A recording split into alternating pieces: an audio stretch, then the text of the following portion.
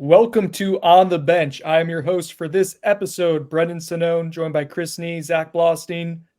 We have not been together since FSU's uninspiring, I think it's probably the nicest way to say it, 35-11 loss to North Carolina. It was a game against a very middling, mediocre North Carolina team in which North Carolina controlled the game after the first quarter. The offense, guys, just isn't getting any better. The defense has just been very meh the last few weeks, and I think that's what happens when you're kind of juxtaposed with an offense that's just so awful and putrid.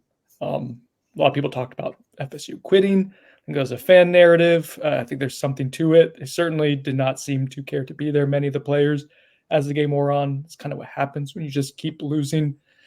And so we've seen regression. We've seen regression with effort. We've seen regression just in play. Just about every area of this team for the last few weeks it's just gotten worse. And so I open this episode of OTB to you guys. If this FSU team that we see today here, November 7th, as we're recording this episode, played the FSU team coming out of preseason camp, how much would that preseason FSU team beat this current one by? No, I think it'd be a real barn burner, like 17-9. I mean, they scored over 20 points in that first game. It was an offensive explosion, I'll have you remember. I think something to put this into context is like I know you guys have talked about this some, but when you guys watch this version of the team in practice, I'm not talking about just on game days, but in practice versus what you watch in the preseason, how different is it? Extremely, to me. I mean, personnel's changed drastically in the sense of who we're seeing with the first team. For example, a lot of younger players. Obviously, DJU was your first team quarterback for all of camp and into the season. And now, he's not present he's not participating because of the injury. No, it's very, very different looking. But as far as like ability to execute, have any level of consistency, do things at a high level, like play in, play out, that's really gone away. The last three practices from an offensive standpoint that we've been able to see last Wednesday and both of them this week, Tuesday and Wednesday, the offense is just dreadfully bad. There's no level of consistency play to play. There's miscommunication. There's bad throws. There's bad decisions, so on and so forth. Chris, do you remember there was a time when they could run the football at times at practice, like have explosive, game-changing runs? Like that happened. And that room's gotten fairly well dinged up as the year's gone on. Obviously, Cam Davis is somewhat shut down right now because of what happened in the Duke game. A couple others aren't feeling 100%. And so Roydell Williams unavailable too. Yeah, Jalen Lucas. I mean, there's reasons for it, but big picture, and I think what you're getting at, Zach, is we've seen a regression. And we certainly have not seen a progression. And for a coaching staff, and that was really what I wanted to set up this bigger picture conversation, guys, for a coaching staff that's prided itself. Like I think back to past years when they've struggled early in the season. I remember because it was Coach JP had said, back in 2021, it was 2020. I remember him very vividly saying, if we're doing this the right way, if we're doing it correctly, we will get better as the season goes on. And that's not happening. And I think that's it's the most losses Florida State has had since the 1970s, and you still have 3 more games left. You haven't gotten better. On the subject, the individual improvement of players, like there are some you can point to. I think Omar Graham's a guy that's gotten better as the year's gone on, for example. Daryl Jackson, still good. The production's improved. He can still be a much better football player than he is right now. There's a half dozen 10 guys that I feel like you can have that conversation about. But the issue is that a lot of it's young guys who literally went from I've never played a college football game to I've improved as I've gotten more experience playing college football games. And that's sort of a natural order thing. That's sort of it doesn't feel like there is going to be any kind of breakthrough over the final month of the season for this bunch. No. Yeah, that's one of the things to go into practice. You're trying to glean and see what's on the verge of breaking through, and it doesn't seem like that. Or who's taking advantage of it. BJ Gibson's the guy that took advantage of it. Kai Bates' guy recently, the last couple of weeks, definitely has taken advantage of practices. You see that. But yeah, those are such minute things, and they don't really win you football games in a short span of time that you have left this season. It's not sweeping, and that's what Yeah. I want to get to, is the idea of sweeping change. Before we get into that, a shout out to our sponsors, Chattanooga Whiskey, excellent craft distillery with bourbon, rye, any type of whiskey, and uh, unique in how they go about the distillate process. They are able to do some pretty magical stuff with the high quality of malt that they select, and you can taste it in the flavor profiles that they're able to put together.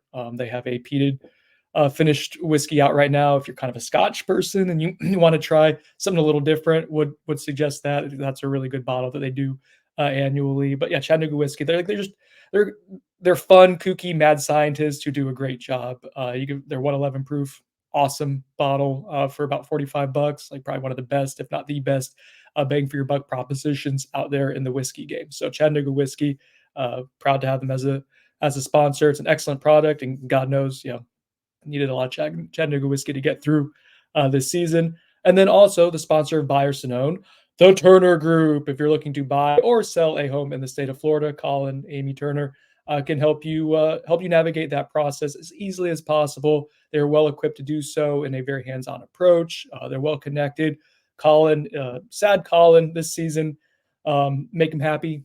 Buy a house if you're in the state of Florida. If you're even thinking about the market and trying to consider what that's going to look like, let me know. Get in my DMs, PMs on the website, whatever M's you want. Let me know, and I can help facilitate a conversation between you guys. So as we get into this, guys, the idea of sweeping change. The team's not getting better. I think it's backsliding in some ways. Weeks ago, we had probably set the over-under at 3 coaching changes? Ballpark, yeah. I don't want to speak for you guys. I'll speak for myself, then you can jump in.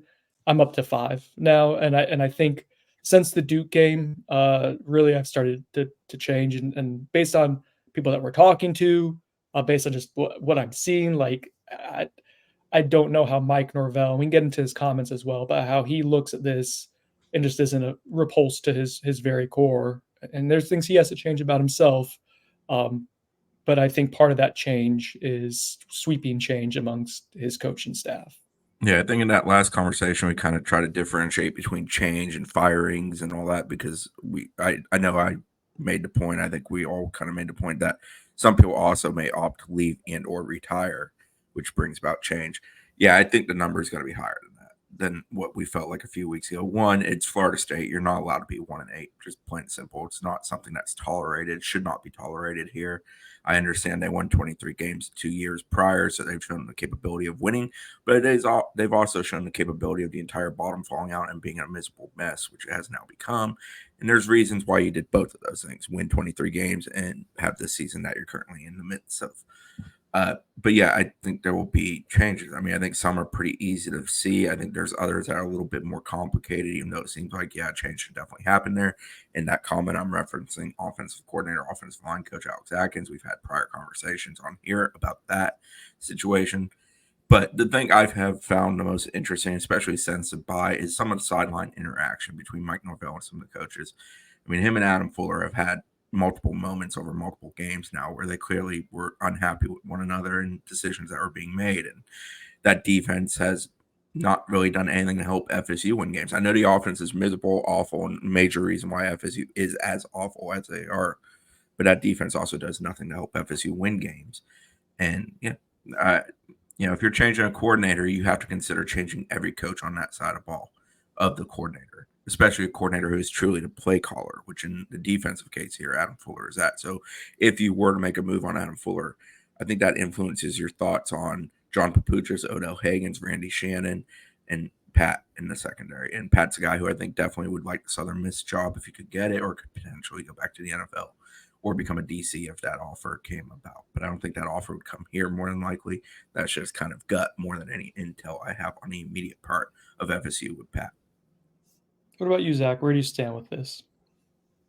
Yeah, I'm definitely over 3 now, in the context of what's happened since the last time we spoke about that.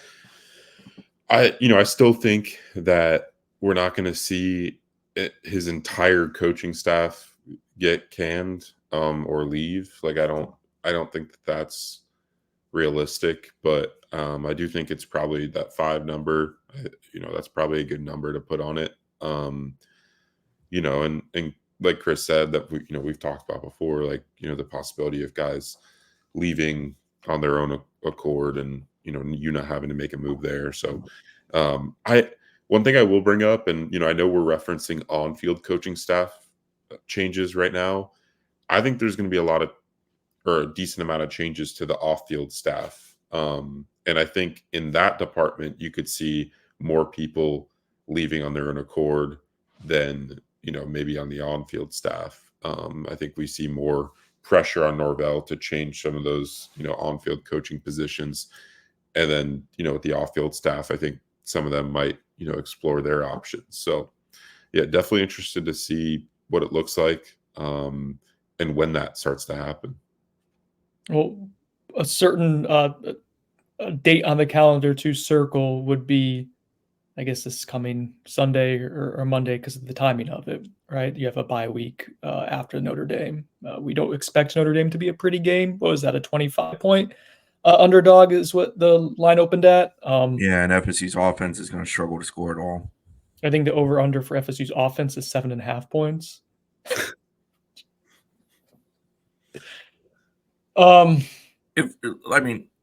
If there were no financial implications of any of the moves, when you're 1-8 at Florida State, you make all the moves. But there are financial implications. A lot of financial implications. So, financial implications that's are what changes. for Mike Norvell's $60 million. You're not allowed to do what they have done at Florida State this year. Yeah. And that's why we're talking about assistant coaches, because if you fired all 10 assistant coaches today, which Zach said you won't do all 10, but right. Still, that's $12 million. And then you have to go and replace them. But that's more palatable when you're looking at the obviously not chump change, but when you're looking at the grand scheme of what you're losing by not filling. I mean, the attendance was not good against North Carolina. It got drastically worse as the game went on, which not a surprise. Dare to think what Charleston Southern's going to look like in a couple weeks from now. And then you're talking about long-term, stuff for going into next season tickets, and people just checking out and apathy setting in. So that's where like $12 million, you can stomach that because it's a necessity. Like, football has to be sustainable. It has to be what supplies energy and financial support for everything else in the athletic department. And frankly, like the Tallahassee community, there's businesses that are starting to get hurt or have been hurting because of what's been on the field this season. And that will only continue to get worse. Like, our business isn't great right now because of what has been produced. And there's others that are more directly tied to game day operations than us. So it's happening. And so the point being is that what's happening on the field, the ramifications of it, big picture, none of it's acceptable.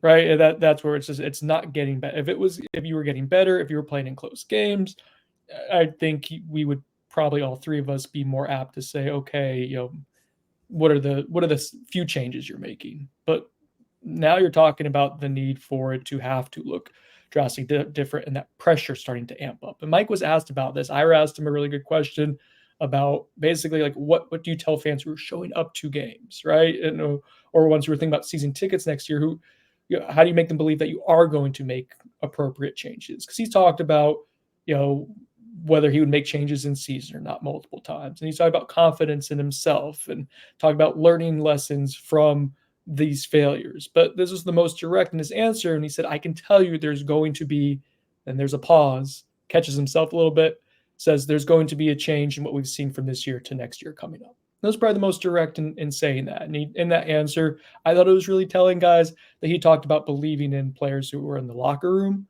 He's talked about the importance of young players, sophomore and freshman class. I think that's going to be a huge emphasis for them.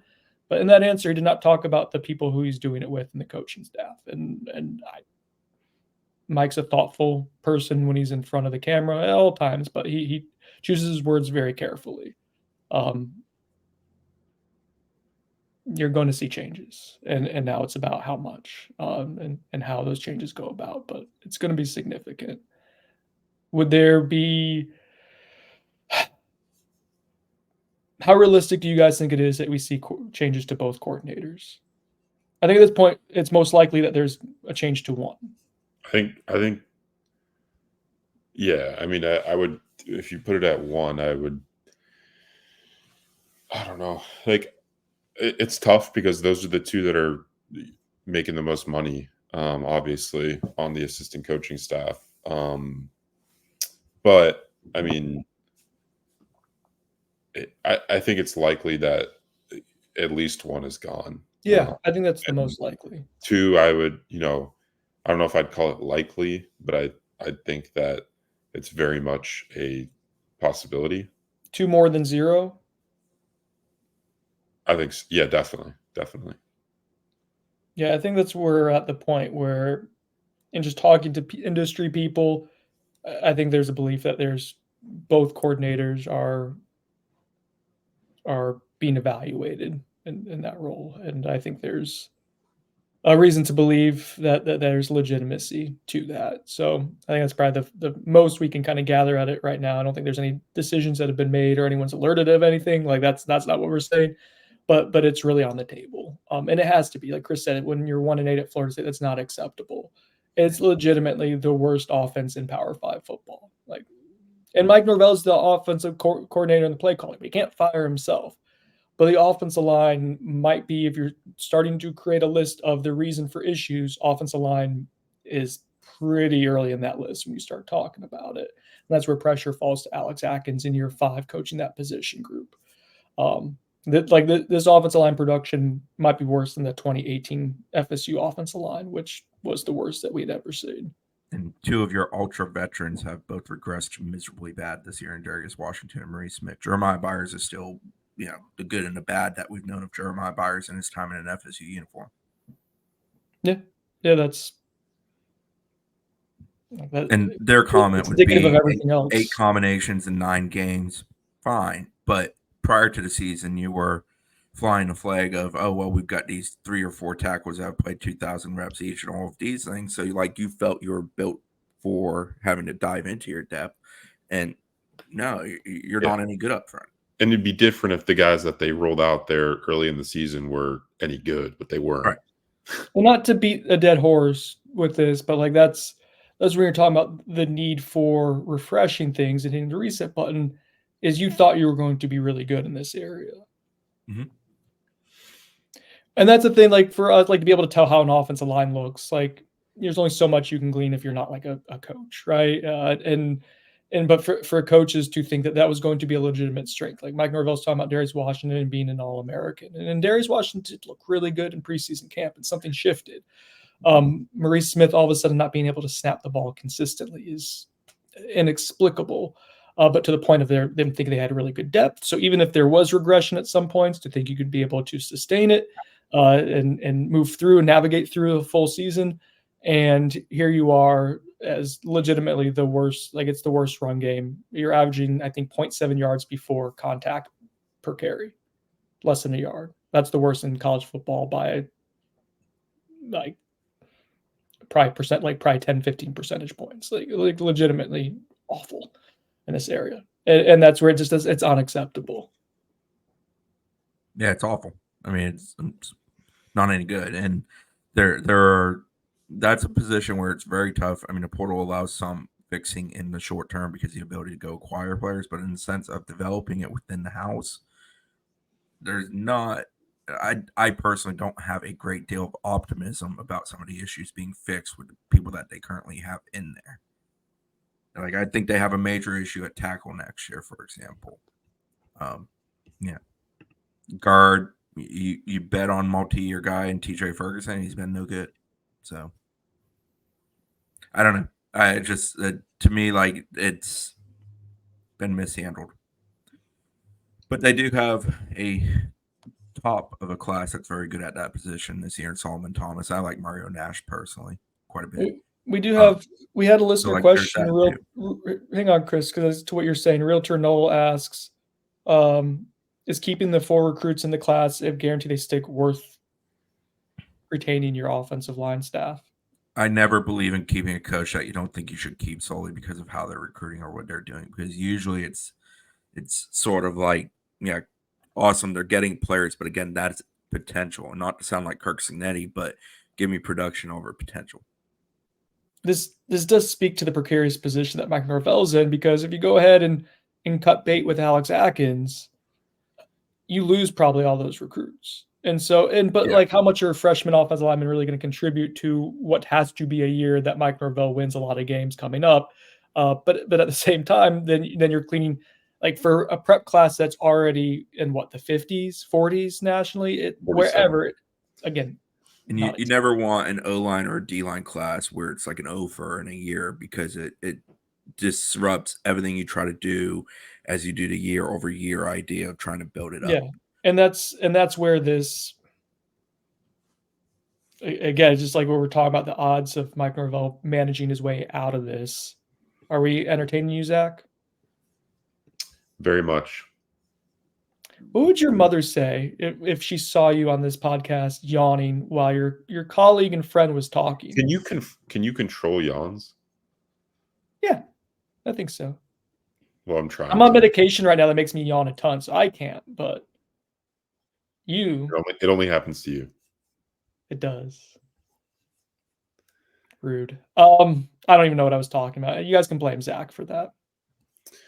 Yeah, I mean, I to this point, like, I think that if you get rid of Atkins, you lose definitely Solomon Thomas. Yeah, because he's a relationship guy through and through. Yeah, like, I've been told that that's like the reason why he's still committed. Regarding the rest of the class, like, I'm not as sure how much of an impact that would be. I think a lot of it also is whether you're able to get in, other like your other O-line coach or whatever in the near immediate future after making that change. And you got to remember, there's a 4-day window after the Florida game for, between that game and signing day. And, what's that going to look like? Like, if you do make changes this coming Sunday after the Notre Dame game, as you go into a bye week, you're not going to find your O-line coach between then and the end of the season. And by find, I mean like hire, because they're going to be rolling out the end of their season with whatever staff they're on. So yeah, I'm interested to see how that, how they manage that dynamic with, not just Atkins, but other, coaches that are potential for, making changes. And yeah, I guess we'll see. But I do think that if Atkins departs, you take a hit to your O-line class. And, I think it starts at the top with your top ranked commit and Solomon Thomas. All right. Let's switch gears a little bit here. Do we want to talk about recruiting? I mean, they had official visitors. Do we care? Do our listeners care? What do you guys find interesting about developments with recruiting right now? Zach, I'll start with you on this. I'll make it short and concise. So there's a situation unfolding with Florida State's quarterback commit, Tramel Jones. If you remember, if you've been following FSU's recruiting efforts this cycle, Florida tried to make a move for Tramel Jones in the spring and in the summer. He took multiple visits there. There was a sense at some point that they had a decent shot to flip him, but FSU got him on campus at the end of June for an OB. He shortly thereafter shut down his recruitment. After FSU lost to North Carolina in that fashion, with Tramel Jones in attendance for that game, we spoke to Tramel, and our interview with him sounded completely normal. Like, I did not think that there were any red flags there. But immediately after that, started to hear rumors that, he could be rethinking his commitment. And then early in the week, there was, some talk about Florida specifically being the school that was, pushing once again to flip him from FSU. I have not, gotten any like official word that this is going down, but a few things I do know is that, Florida and, people involved with their collective are expressing some level of confidence that they can flip Tramel Jones. And on the Florida State side of things, to my knowledge, as of Wednesday, so yesterday, like, they hadn't gotten any word from Trammell or his camp that anything was going down in this regard. And, of course, I have to preface this by saying that's not to say that there isn't anything going down. It just means that Florida State hasn't been told there is. You would be the last to know, I think. Yeah, and you have no leverage with 1-8. Yeah. Like that's definitely the case. Like when it comes to where they're at in a situation like this. But yeah, I mean, some people have referenced a Vernell Brown III tweet. He's a 4-star receiver commit for UF who FSU is after, and he's a 7-on-7 teammate of Trammell Jones. And I asked, it said "Stay tuned, Gator Nation" with like an Anthony Richardson gif, and I asked him he's tearing it up in the NFL. I asked him if this is about Trammell, and he said, I need to talk to him. I hadn't spoken to him in a few weeks. The post is about something else, though. So, yeah, as of right now, not confirmed that, that Trammell is, very highly considering flipping. I think there's some legitimacy to Trammell showing, Trammell and his camp showing interest in UF. To what extent, I don't know yet. I'm going to continue digging on that. Weren't you accused of being a rabble-rouser when you were saying that he was considering a flip back before? I was accused of a lot of stuff, but yeah. No, I mean he was very highly considering a flip, and FSU made him a big priority towards the end of that, those summer months, and got it temporarily shut down. But yeah, we'll see how it unfolds. I mean, I think Trammell very much wants to be at FSU, but I think he's got other factors at play in his recruitment that could lead him to explore some other options. But we'll see. Going 1 like the team you're committed to going 1-8. Like I can't blame any prospect for wanting out of the class. Yeah, and as much as you can believe in a coaching staff, the results are playing out in front of you when you're in the stands watching those games, like the fans are. I mean, yeah, it's a miserable experience. I'm not trying to sugarcoat it. So yeah, absolutely. How many recruits do you think they would have been able to retain if you were 3-5 right now and you were showing some if you went and beat Duke and you kept it closer against Miami and you beat UNC?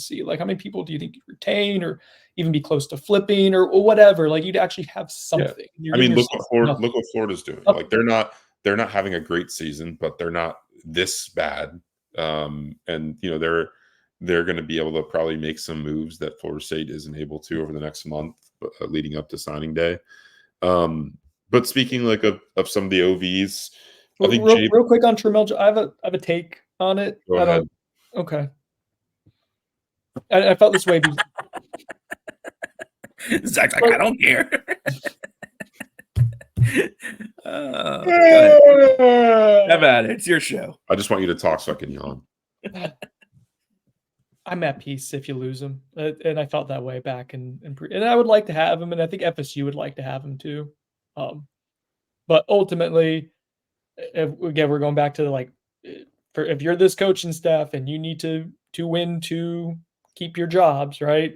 Whoever's left, who's ever found in the wreckage after this offseason, who's around in 2025, is Trammell Jones going to be a part of that season's success? Probably not. And if it goes to Florida, probably not. And I like Trammell, he's a nice player who has good upsides. It's not to be smirching him, but is that someone who's going to come in and win you a bunch of games right away? And it's probably not. And what you're paying for a quarterback, that money needs to be allocated to other places on the roster right now, especially when you have two freshmen, one redshirt freshman, one true freshman who you already have in tow, and you're trying to kind of figure out what you have with them. I don't think adding another young player to the quarterback room is a high priority right now. So whatever happens. And I kind of felt that way even before this season. So I'm sure that won't be clipped at all. Well, now that you said that, it will be. Moving on to some of the OVs, the FSU hosted 4 official visitors that were on campus this past weekend surrounding the UNC game. 2 receivers and 2 defensive linemen. We'll start with the receivers. So 4-star Javon Boggs committed to UCF. I think FSU has a decent shot to flip him from the Knights. Just digging in on it, I don't expect anything in the very immediate future, but I do think this is a recruitment that FSU is gonna, like many that they get involved with in here late, like they're gonna have to financially invest in to get it done, and we'll see what they decide with Javon Boggs. He's a really solid player who has made a few commitments throughout his recruiting process. Originally committed to Ohio State and then to Missouri, now UCF, and is considering a flip to FSU. I guess we'll kind of monitor that as the weeks progress as we lead into signing day. And then the other receiver on campus was Tayshawn Gelsey. He's a 4-star composite pass catcher that's committed to Florida. FSU's been in on him for a while, but didn't offer until this fall. They, had him in for a camp in June, liked him there. They were evaluating him as a potential tight end target back then, but after FSU lost all 3 of their commitments at receiver this season, they decided to, move in on him as a receiver. And that was spearheaded by Mike Norvell himself. I think Gelsey's preference is to play receiver. It sounds like Florida is more of like a tight end hybrid receiver, Kyle Pitts role for Gelsey. I think he'd be fine with either, but I do think he prefers playing wide out because that is what he plays currently in high school. FSU's in a solid spot with Gelsey, and I think they have a solid shot to flip him from the Gators, like with Boggs, and they're going to have to be in the NIL game here. But it doesn't sound like Gelsey's going to make a final decision between these 2 schools until maybe a little bit later this month, as he's currently going through his high school football playoffs right now. So maybe after that we could see some finality to this recruitment either way. And then quickly on the 2 D linemen, 3-star D tackle Jeremiah McLeod, he's committed to UF. I don't think FSU is going to go to Georgia. Moving on faster. Let's go. Come on. He's going to Georgia. I think he's going to Georgia. Yep. And then the other FSU has a more realistic shot for Toby Hastrup, the 4-star edge out of Texas, originally from London. He's a unique prospect because he's playing his first year of college or high school football. And we all do British accents real quick. No, Toby. He doesn't have one, so yeah, it doesn't work. But yeah, so Mr. Let's get through it quickly. He values academics very highly, I'm told, and he's taking visits to schools like Virginia, Vanderbilt, and potentially Michigan down the line. So that's something to watch. Texas Tech's supposed to be this weekend. Yeah. Are they a high academic school? Texas Tech? I don't know, man. I've been to Lubbock once. I don't want to say anything bad about Lubbock, but I've been there enough times. Oh, tell us about Lubbock. No, really? Is it that bad? In Lubbock? What's in Lubbock? I didn't love it. What did you do in Lubbock? Just didn't love Lubbock. It was a stop-through type thing.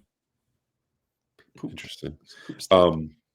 Yeah, FSU's a real player for Hastrup, but the academic side of things will be interesting to watch. Like if that's something that they highly value in the end. I was told that came up, and I believe he wants to be some sort of surgeon. And in our interview after the visit, he talked about that, or during the visit. So interested to see what that looks like. But really, it's not great for long term being a surgeon. Just fingers and. Sir, I raise you Myron Hall. Oh, that's a really great example. Boom. A neurosurgeon. Toby's a first off the bus looking kind of kid, and he also is pretty, like, in the limited amount we've all dealt with him, he's a pretty impressive young man. Yeah, no, he was an awesome interview, really mature. Yeah, FSU sold on him, I was told. Like they very much like him a lot. But we'll see kind of where they fit in the mix. I think Oregon just offered him, so that could be obviously challenging if they're able to get him on campus. They're just number one in the country, Hey. Just all right. Moving on to that one too. I'm glad that real quick on Boggs. I'll add he's a UCF commit currently. I think there's some watching, not necessarily concerned, but keeping an eye on Gus Malzahn and his situation there. Brendan's alma mater isn't exactly tearing it up either. And I do think he would like to stay in state. I think that's somewhat the reason he switched from Mizzou to UCF. The Ohio State to Mizzou was more so I think Ohio State and him just kind of went different ways. Ohio State was a very early commitment for him. I don't think there's a red flag situation there, even though there's a possibility of a fourth school being committed to. Just to be clear on that. Because I did have that question. I'm like, why is there a possibility that kid that was Mr. Florida, extremely talented, very productive, why is there a possibility of a fourth school commitment? And got some clarity on that this week. I don't think it's one of those things that is concerning, like that sometimes speaks of. There was one unofficial visitor on campus in Usman Kroma, the 4-star running back out of Lee County in South Georgia. I don't think FSU has a real shot to flip him from Georgia. He committed there over FSU and other schools. I believe it was last month or the month before. You know, good to get him back on campus, but you didn't exactly light the world on fire in front of him during that game. And, you know, I think if FSU had a respectable record, maybe we're talking about a potential flip here, but I just don't see it with the way things are currently setting up for FSU on the field. He is friends and teammates with Jeremiah McLeod. I think they both go to Georgia. Me too. What do you think of Jordan Scott, Zach? The 6'7" Johnny Wilson-esque receiver out of junior college, you mean? Is it just like we have to say they're Johnny Wilson-esque if they're 6 foot? Yeah, they're 6'7". Like that's what Mike Norvell said. Mike Norvell said it. I mean, sell what you've had. He compared him to Johnny Wilson, and I will say that he's been told before. He told me in the interview, Jordan Scott did, that people have told him that he reminds them of Johnny Wilson. So he says he's watched every single Johnny Wilson highlight. So he is very familiar with his game and models his game after Johnny, because he's like, there's not many other 6'7" receivers to kind of watch. So potential official or expected official as of now. Expected official, Southern. Yeah. If he's greenlit, what happens? I think he commits if he's greenlit. He is, a guy that, I think FSU, they have no receiver commits right now, right? So like they have to look for options in all ranks of football, and they've explored the junior college ranks extensively. From what I've been told, they watched a ton of junior college film this season. JUCO is not what it used to be. You're not finding as many dudes in JUCO as you once were, and I think for him, like he's originally from Virginia. Jordan Scott is. He's now at Southwest Mississippi Community College, and beautiful campus. He said that high academic institution. No, but he said that he was one of the first or only people in his area to try the JUCO route. And FSU is appealing because it gets him back to the East Coast. And I think that if FSU does continue to covet him leading up to and after his official visit, that he'll probably end up in the class. He said he's getting some interest, like he's talking to coaches from schools like Arizona State, Arkansas, Oklahoma State, Cal, Maryland, and LSU. But the only school that's offered him out of that bunch is Arizona State, he said. And then he's got, some lower level, or just like G5 offers and stuff like that. So, we'll kind of see what happens with that. There's another JUCO prospect that FSU's involved with. You want to let us know, Chris? Tylen Coleman, we've talked about him some. He's a defensive lineman. I spoke with him last evening, so Tuesday evening. He told me that the goal is to come in on the Charleston Southern weekend. I think it's sort of working around his team's playoffs. So I don't necessarily consider that date 100% locked in, but it's definitely the intention that the young man shared with me that last evening. We're done. We're done? Well, Zach said we're done. We're done. Been done. All right. That's recruiting. Bren-done. Oh, Bren-done. Bren-done. We lost Chris. Gone crazy. All right, let's take some listener questions, and then we will be done with this. My favorite. will be Bren-done. All right. R. Castro Typico. I still can't get your name right, dude. Even though you've sent me DMs to tell me how to do it, I just can't do You it. need to send you an audio file and you just play it instead of trying to say it yourself. Questions many. That's a bit at this point. Questions many. But at 1-8, I don't even have the energy to ask them anymore. Just get to the finish line already. Yep. I feel that. Bad Bean. Yeah, I have a lot of questions. Number one, how dare you? Damn it, I was wrong. Oh, wait, the entire world was wrong. Damn it. Triton Knoll, I feel like a part of me has been taken away. An endless void exists where my fandom once resided. Despair, confusion resonates with the void and eventually combined via constructive interference into a blind rage, only to be reflected again by my darkened heart and ejected into ether, pertaining deep into the unknown abyss, leaving me with nothing. Someone's been listening to Lord Huron. But hey, no questions look at at it all. in a positive No way. You get your December back. No idea how to move forward as an FSU fan. Please help. We're almost there. We're almost at the finish line, and then we'll see if we get to do it all over again. T-Boston 99. In a previous thread, you mentioned the possibility of 2 coordinators. If Mike does bring in an offensive coordinator, do you think he lets the OC install his playbook, or will it be Mike's offense? I think that's a really interesting question, and like one of the bigger storylines that we'll see in the offseason. If he does make a change at OC, is someone because Mike's talked about like being open to like not calling plays, and he has in his career not been the primary play caller. But are they calling Mike Norvell's offense, or are you bringing in someone to run their own offense? I think that's a really interesting talking point for the December window. I think when you're going into year 6, it's kind of tough to completely part with what you've tried to build offensively. Now, if you have a boatload of attrition, you're going to have to kind of rebuild it anyways. Maybe you do that, and portal allows that a little bit more this day and age. I always think Mike's fingerprints are going to be on the offense. So even if it's not his and he's not calling and he truly does back off and go more CEO, less OC, I still think like game planning wise, involvement in the off season, what they do in those spring practices, preseason, and preparation for it.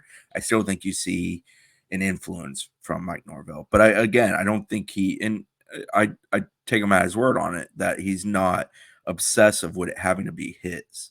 Like if he hired somebody who runs a system he believes in, and he's hiring that person because he believes in it, I think it will largely be that person's system. I do think when are we going to say something, Zach? No, good. Shaking your head's good for the audio listeners. Yeah, I just wanted to annoy you. Good, it worked. Very annoyed. I do think that Mike's answers in the past have been instructive, and yes, that he said that he is, and I do take him at his word that it's not an ego thing for him because he's shown in the past like he's willing to not be the primary play caller. I think at Memphis in 2016, like Chip Long was like almost exclusively the play caller. Kenny Dillingham had various like responsibilities with play calling while at Florida State. So yeah, like that's a thing. But Mike has also said in those answers has gone back to my offenses have generally worked pretty good. And so I think there is a crumb of like something to cling on to there of like what his prime plan is. Like I don't think Mike's going to, as much as we talk about Brendan Marion, and that would be fun to see how that works at the P4 level. Would you bring in a triple option offense? I don't think so. Like I don't, or at least that wouldn't be it. And it's like in its base, maybe to be elements of it. So, and I guess also like it depends on who you're able to bring in and who are they able to bring in with them too, right? Like if you're bringing in a coordinator who can bring in a proven starter at quarterback, and I think that's a conversation to have for the offseason as well, is whether you have whether you go into the portal route for a quarterback, like, or they bring a badass wide receiver with them or whatever, like maybe that influences, what your level of like balance would be to what, and the ratio of what the offense has been under Mike Norvell versus what the scheme would be with someone else. An interesting thing with coordinator hires over the last 2-3 off seasons has been the head coach who's about to either A, get fired, or no, he's wholeheartedly about to be on the hot seat, deciding to take an OC job at a really prominent school. Chip Kelly, Ohio State comes to mind in that regard, or the head coach of a lower level, non-P4 school deciding to become a coordinator at a more prominent school in hopes of it sort of springboarding them to a more prominent school and basically paying them probably the same, if not more anyways. I'm interested if that's something that's investigated, because I think we always think, oh, he's going to go look for someone who's either a first-time coordinator, which I think would be unlikely, or a coordinator at a low-level school. But I also think there's a possibility of essentially a guy almost demoting himself from a title standpoint to being an OC. The only concern there is when you are coming off of, say, a 2-10 season, the guaranteed longevity in the coaching career at a place is not necessarily as nice as it would be. The contract would probably have to make up for that. That's a pretty big financial investment at a place where there will certainly be some uncertainty going into next year because of simply what this year is going to be. Okay, this is from Ryan VK. What changes might happen across the college football landscape in the next 3 to 5 years that should impact Norvell's plan for turning the program around? House settlement. I mean, it starts there. It's a huge thing. It won't influence this cycle in the sense of what's coming up here in December going into next year, which is so weird to me. It's going to essentially be enacted in the midst of going into next season.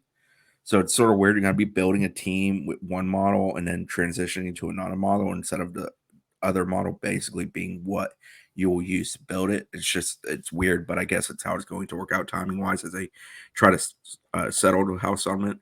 But that's going to create essentially a financial cap to a degree of how rosters are built. There's still going to be influence of NIL and some of that stuff too, but it's going to have a little bit more guardrails than we've seen in this Wild West situation. How does that impact? How does that impact, Chris? Do you guys have the numbers? I think it just impacts how you construct a roster. It creates a little bit more of a level playing field. I think there'll be. Isn't it like 15 million to football is what it'll go? Yes. So I've heard 22 million. I've seen 15 million. No, it's 22. Yeah. So it's going to be 22 like to the entire athletic department. And then the expectation is that schools are going to use about 15 million of that towards football itself. Yeah. But there'll be roughly 3 dozen schools that probably max out that whatever that number ultimately becomes.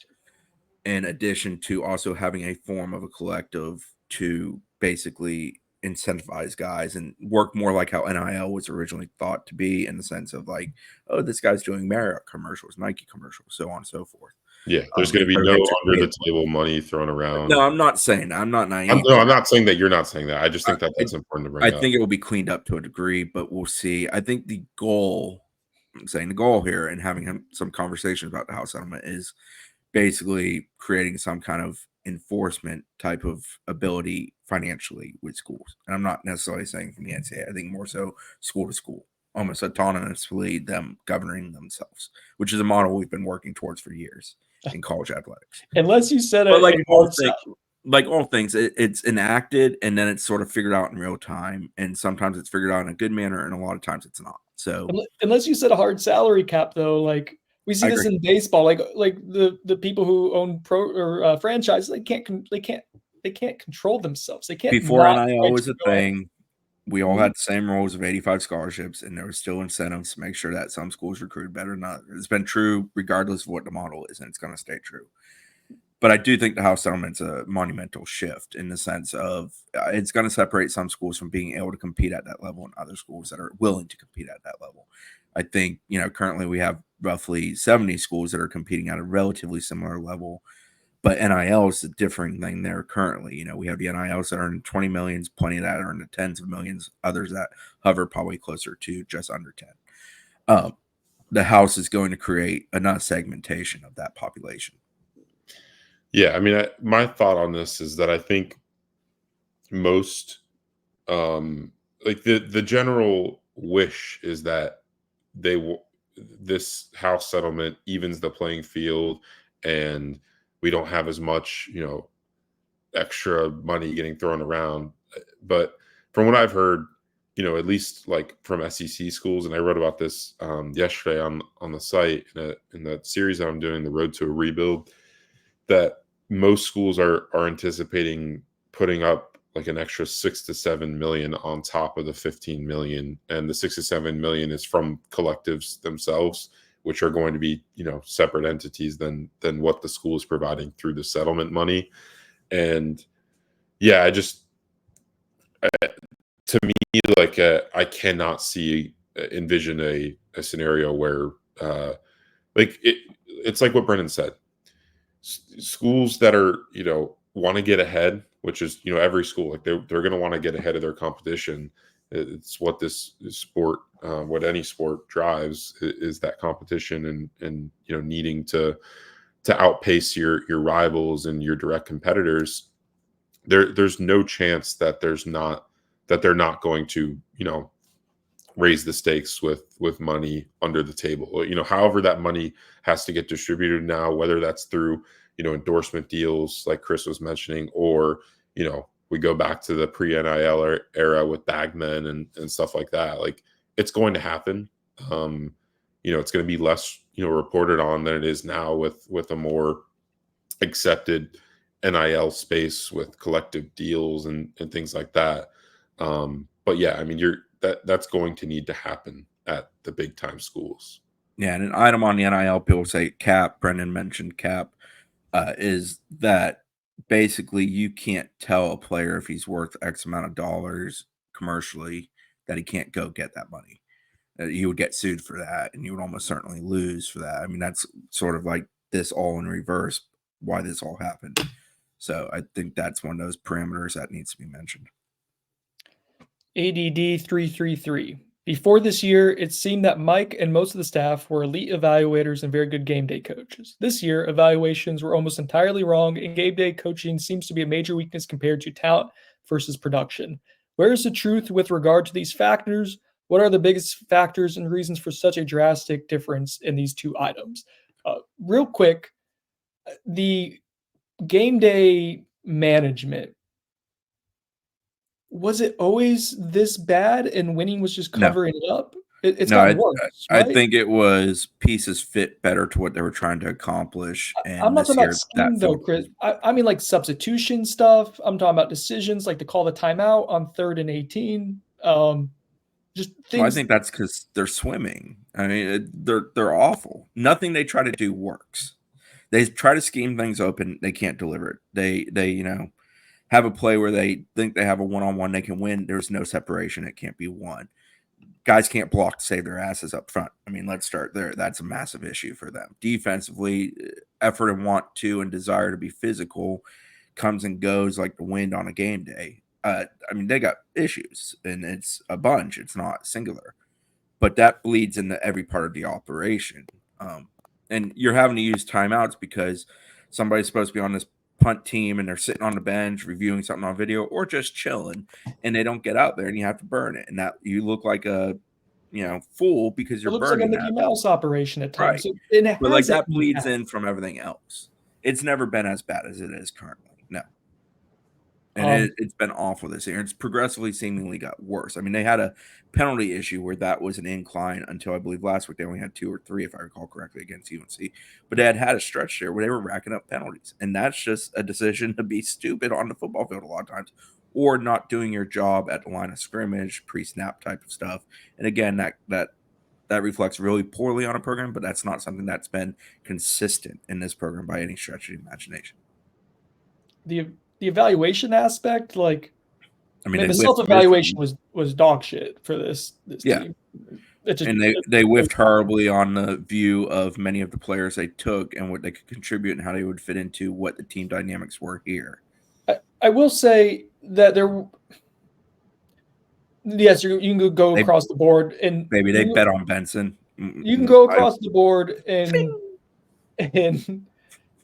say there hits and misses. I think not a lot of hits.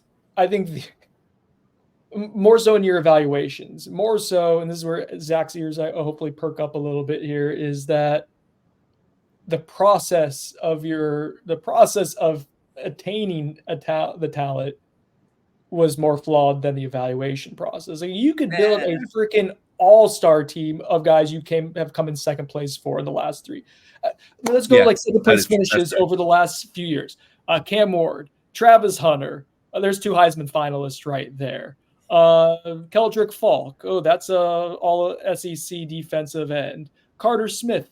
Oh, that's the guy you had on campus, and you didn't push your chips in on him. He's going to be an all Big Ten left tackle. Like, you can go into Nick Scorton as a guy that you probably, if you got him on campus, you would have gotten him. Like, so to me, the evaluation process. KJ Bolden. Bring up all the hits, boys. Go ahead. But my point is, like, you could build the evaluation process to me is not as alarming as, and there's reason I'm not dismissing it. It's not as alarming as the process of securing the talent. So if you were to go ahead and getting all your first options, and not just your first options, but the players you were in good positions for at some point or another late in the process, Jeremiah Smith, we're not talking about 1-8 right now. We're not talking about all of a sudden not being able to substitute players in swimming. We're not talking about those things to this extent, at least. And so that's, to give Chicken Little his due, like he was screaming it from the mountaintops for years. You just missed on too many players over a period of time, and eventually came back to get you.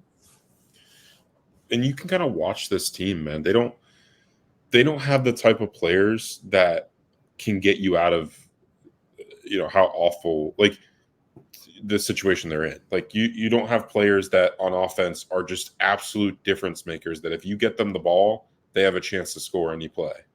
Yeah, there's no scoreboard lighters. No, defense, they don't break multiple tackles at the line. They're not. Defense does absolutely nothing to help you win games. Yeah, and on defense, they don't have difference makers that are forcing turnovers. Like, takeaways. This defense is begging to get to get a turnover, and they have like 3 opportunities for interceptions against UNC and can't make a play. Like, you have three turnovers that you've mustered this year. How many individual players? Record, right? I mean, there are. I'm going down the list here. There's 60 players in college football who have more interceptions, not takeaways, just interceptions, than FSU's entire team does. Is FSU the lowest takeaway? Yes, tied with New Mexico State. Wow. Go Aggies, I think. Or is that Lobos? There's a I always get the two confused. But I feel like we can all agree that New Mexico's the Lobos. Yes. God, you guys are Aggies. Losing the plot.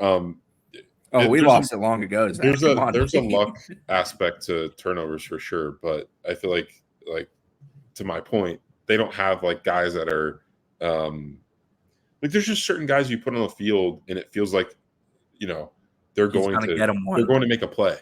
They don't really have any of those types. It's all like too passive, and that comes with missing on those truly elite players that they have at such a high clip over the last couple of years. It kind of becomes a complex with the turnovers at a certain point too. Like, sure. you know who could force a big play last year and also give up a ton was Conrad Hussey. And you're at the point now where you can't even play him at this point. But he's not even creating plays in practice now. So it's become like, again, this regression that's just seeped into the program beyond like us being able to quantify it and project it and like make sense of it, which would be great to be able to just explain why it's all happening, right? I'm sure Mike Norvell would love to know every single reason why, and you hope he knows enough of the answers to fix it. But like, at a certain point, like Blake Nicholson, Jabril Rawls both had the ball like right there and just goes mad. When Mike Norvell first got here, one of the biggest challenges that he had was instilling that you could win games. And I know that sounds so basic, but like, remember him talking about the body language of players in that Georgia Tech game, in the first game in 2020, and Georgia Tech scored to cut the lead to like 7 or something like that. And he was talking about players putting their head down in frustration, and he's just like they just were still winning. But that took years, right? That took until the back half of 2021. And I think it wasn't probably until like the LSU game in 2022 when you choked away that game and still found a way to win it at the end, to where like then the floodgates opened up. And that probably leads to you like being able to beat Louisville that year when Jordan Travis gets hurt, and you're able to then overcome a 3-game losing streak and kind of like rally the troops because you're like, hey, we've been able to do it, and ends up leading to what 2023 is. And that's all just come crumbling down to where it's like you have no idea how to win. You have no idea how to handle losing, and it's got to be built back up.